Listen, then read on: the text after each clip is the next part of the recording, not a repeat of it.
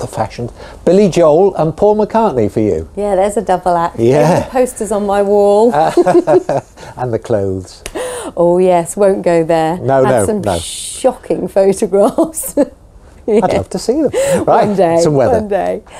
Well, today, some very wet and windy weather, gusts between about 40 and 50 miles per hour, and some hail thrown in for good measure too. But to start the day and finish it for some blue sky and sunshine. And I have to say thank you to all the weather watchers over the last hour or so who've been sending in some fantastic photographs of rainbows.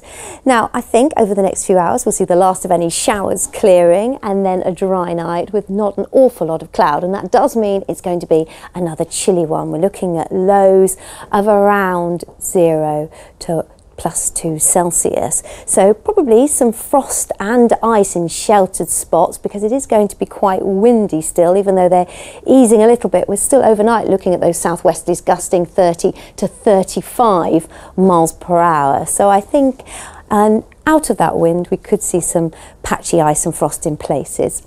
And then as we head into tomorrow, we've got these weather fronts to the north and this wet weather. For us, high pressure building in. So I think largely fine and dry, probably the best of any sunshine and brightness in the morning, because this cloud is set to thicken, and that could produce 1 or 2 showers. They'll be brought in on these very keen southwesterly winds, which yet again tomorrow will gust between about 40 and 50 miles per hour.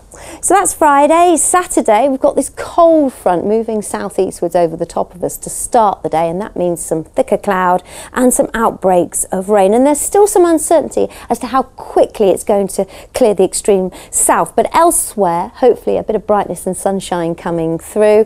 Temperatures, well, very mild, up to 13 or 14 Celsius, but certainly not feeling it, because again on Saturday we're looking at gusts of around 40 to 50 miles per hour.